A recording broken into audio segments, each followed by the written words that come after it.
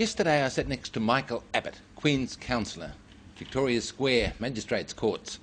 Both in the back row and lucky to get a seat. Every chair was taken, including the one in the dock, where sat one Richard Wayne Phillips on a charge of assault.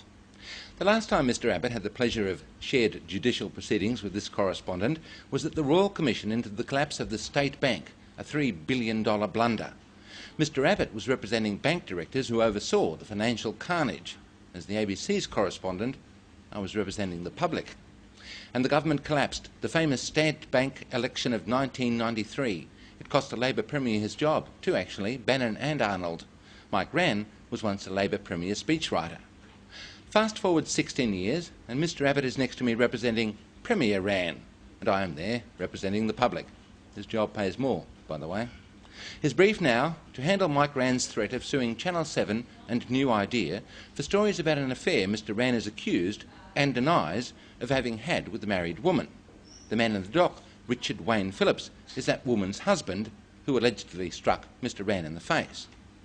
The trial will be held after the state election. Mr Rann will be called to testify.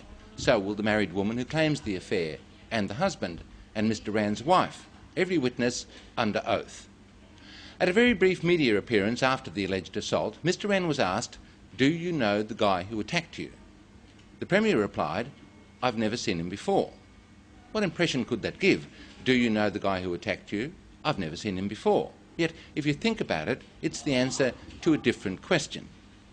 Asked yesterday about how he felt about his wife getting dragged into the case, he said it was sub judice, which it is, and then said, "I'm getting on with the job of doing the job as Premier." And Michael Abbott is getting on with the job of doing the job representing Mr Rann, and as usual, somebody will be doing the job of doing the job representing the public.